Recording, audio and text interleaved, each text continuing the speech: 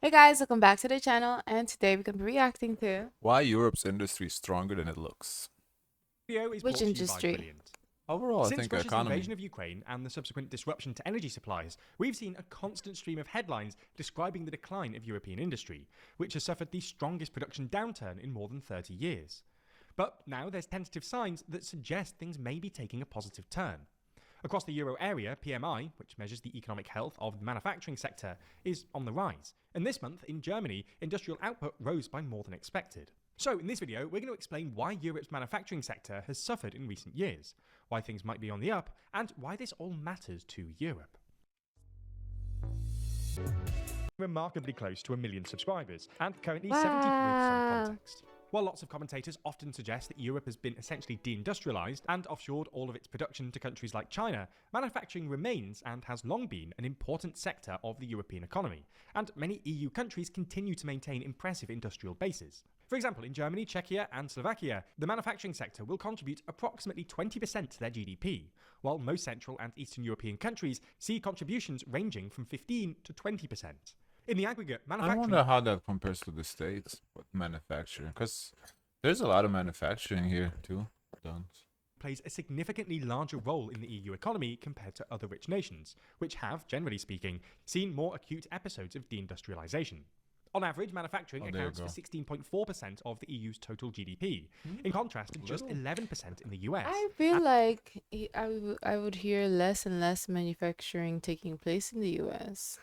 I guess this is in terms of GDP, so I think tech sector really overtook the Oh, GDP, okay. like the Yeah. percentages. Mm-hmm. But I do think there's a lot of manufacturing. They just probably don't generate as much revenue as the tech does, because tech is Okay, on the next yeah. level. But there's, like I Mm-hmm. said, there's a lot of car comp. I guess what is manufacture, like actual manufacture or putting shit together? Because like Yeah. building stuff from scratch, yeah, I don't think there's much going on. But Mm-hmm. putting stuff together to like call it made in America, I there's a lot. Like all the American cars, I believe they are put together here. Here. Mm-hmm. Like German cars, BMW, they have like factories here. So also they, again, I don't think they build it here from scratch, but they put them together here to sell it for American market. Mm. Does So that count? that's the thing. I don't know, but if it does count, Mm. because there is a lot of that type of job. If it's like from building from scratch, like manufacturing, raw materials or whatever from raw materials, I don't Mm. know if there's a lot of that going on here. Probably not much. And provides jobs for 30 million people, compared to only 13 million in the US, with the Eurozone accounting for Wow, 12.2% of the total global industrial output. I really thought that would be more. So this shows store No, this shares I don't know of what the fuck this total shows. global industry value added output. I'm talking about that it only provides 13 million jobs, the manufacturing sector. Well, Oh. I'm not shocked because oftentimes in the news we always hear like in Detroit area, in the Midwest, a lot of factories being shut So down. where do people work? That's why I was wondering in the other video when they say, "Oh, war is good for the economy." I'm like, who are they expecting to be ready to put together these supplies?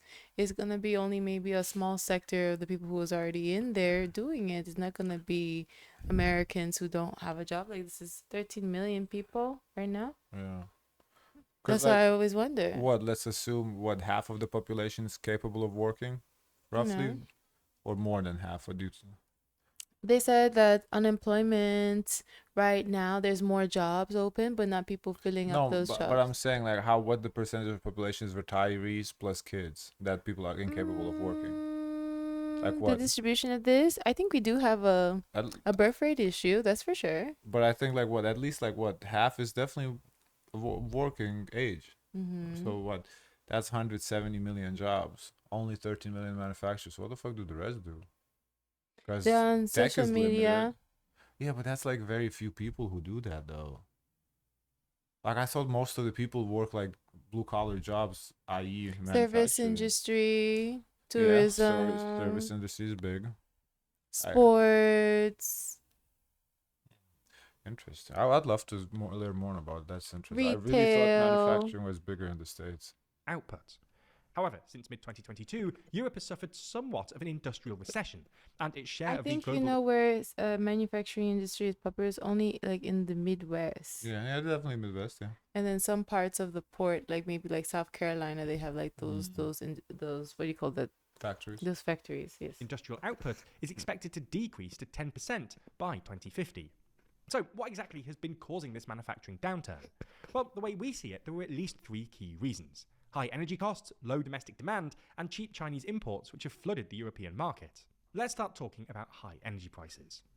New Cantu Weightless Collection, powered by blue agave that locks in moisture and fights frizz. Energy prices across the world, but especially in Europe, shot up in the aftermath of Putin's invasion of Ukraine. While prices have come down a bit from their 2022-23 peak, they're still higher than pre-2022 Wow, Italy had levels. it bad, huh? And, more importantly, there is still a fair bit higher than some of the EU's competition, like the US and China. This has been pretty bad for European industry, because the competitiveness of your industrial products... What But is that? why is it going up in the US too, though? Because look, like 2010s, basically almost kind of a straight line, right? So this is electricity prices for non-household consumers. Yeah, but like, What does that mean? I don't know, just electricity prices.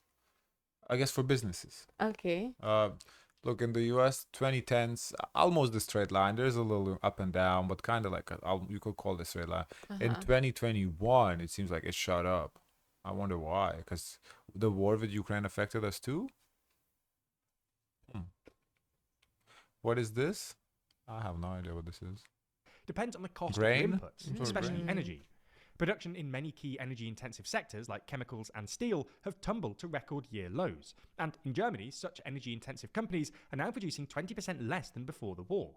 This has led to plants shutting down and factories carrying out mass layoffs as European industrial companies struggle to compete with rising costs. So you get the idea. Unsurprisingly, high energy prices aren't good for industrial competitiveness. But on top of that, the sharp uptick in inflation we saw in 2022 and 2023, driven both by a spike in consumer demand post-pandemic and a surge in commodity prices after Putin's invasion of Ukraine, meant that European real wages turned negative and were down about 6% by the end of 2022. While real wages are now growing in many European countries, they're not growing very fast, and in the aggregate, European real wages are still lower than they were pre-pandemic. These steep declines in real wages have led to sluggish consumer demand for goods, because domestic... That's crazy how they're lower than pre-pandemic.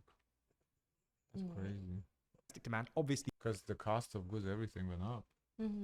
So you make less money, but the cost of living is more. falls if people don't have the money to buy as many things, but also because real wage declines and geopolitical turbulence dampened consumer confidence. Anyway, the third big reason that European industry has struggled recently is China. Chinese industry has been moving up the so-called value chain and now produces not just cheap plastic trinkets, but also cutting-edge tech like electric vehicles, passenger jets, and even high-tech semiconductor equipment. This means that Chinese companies are now competing directly with their European counterparts. But in part because the Chinese government actively devalues the yen, Chinese exports are difficult to compete with. This has become most glaringly evident in the EV industry, where Chinese upstarts like BYD have suddenly started squeezing out established European automakers like Volkswagen. This tension has been made more acute by what some analysts call China's overcapacity. In other words, I don't know, but can you trust like cars, airplanes made in China though? There is a certain reputation that precedes made in China. I don't know if I would want. I don't know if they're trying to change their reputation. I'm sure they maybe. are trying to change their reputation, but I don't know if I would personally want a car that's made in China. That your life depends on it. I don't know. I don't know if I would feel comfortable with that. the fact that Chinese companies are producing more than is required Like I get it, everything is made in China. I understand that, but at least there's certain guarantees when stuff is assembled in Europe, assembled in the States, and carries the laws of that country. I think because there's not a transparency with the government, so who knows what's being watched over, what's being paid. Yeah, I don't know. That's a little sketchy to me. by their domestic markets, which creates a glut of exports. With all that being said, Europe's manufacturing is still far from a lost cause. For example, if we look at manufacturing as a share of GDP across European economies, while it has fallen slightly, this really has only been a mild decline. Take Germany, for example. The latest data from 2023 reveals a rebound in manufacturing from the previous year, which now constitutes 18.54% of the country's GDP, which is just 1.5% below Germany's historic average of 20%. Speaking in relative terms, this decrease is much less than in the last period of deindustrialization, where Germany's manufacturing share of economic output fell from 24.8% at the start of 1991 to 21.9% 2 years later, a fall of nearly 3 points that would be compounded by a further fall of 1.5 points in the subsequent years. The point we're trying to make here is that grandiose claims about Europe's total deindustrialization might be slightly overblown, and there are at least a couple of reasons to expect European manufacturing to recover in the near future. First, Europe's recent pivot towards increased defence spending could help revive its manufacturing base, especially if Europe decides that all this new money is best spent domestically, rather than on, say, American-made weapons. For context, Trump's abandoning of Ukraine has forced European heads of state to commit to big spending programs to beef up their country's military capacities, whilst industry leaders are exploring how Europe's existing supply chains can be repurposed for defence needs. Volkswagen, for instance, which closed 3 factories in Germany last year, laid off tens of thousands of staff, and sell 500,000 fewer cars in Europe a year compared to pre-pandemic levels, have reportedly said that they're open to building military equipment for the German army. Second, European energy costs are expected to continue their recent decline thanks to investment in energy. I wonder if you can repurpose the factories from cars to military. Yeah, I mean, I I would would think so. military vehicles for sure. Yeah, if they make like military like Humvees or whatever, you know. Efficiency, increased renewable energy production, and new supply of It's American actually smart pivot for those car companies though.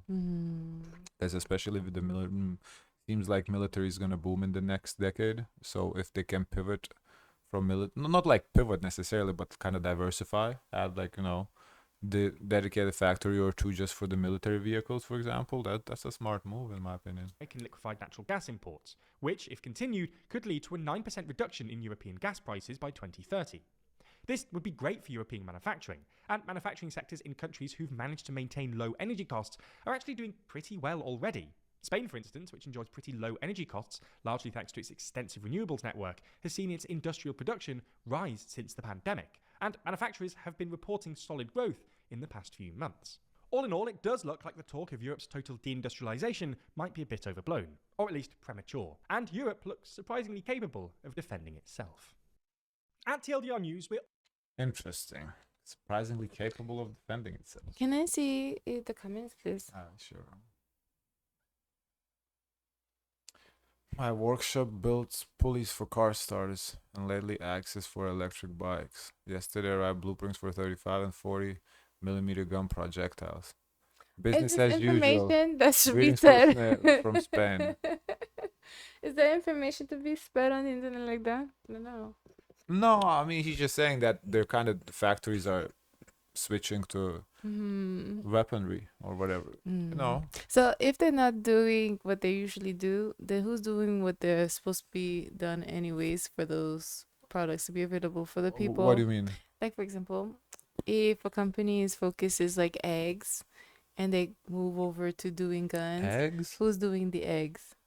Okay, eggs is a bad example because that's like food. But okay, so if company does bicycles, right? Yes. And for well, the issue what has been in Europe is decline for the need for European bicycles. So they're already Really? making less. They have the capacity to make more people, just not buying. So they it. have the space. They have the space, but they Okay. had to fire some people, you know, because nobody's buying European bikes. Now they're buying bikes from China.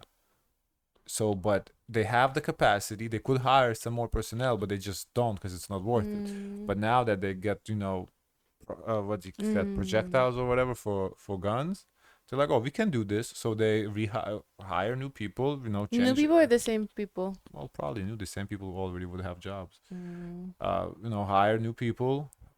I changed the equipment, installed the new equipment, whatever. Just repurposed like part of the factory cut off. So I think, and that's how I imagine it would work. Oh, wow. Guys, of course, let us know your thoughts. Don't forget to like, comment, and subscribe. Join the Discord. And as always, share as much kindness as possible.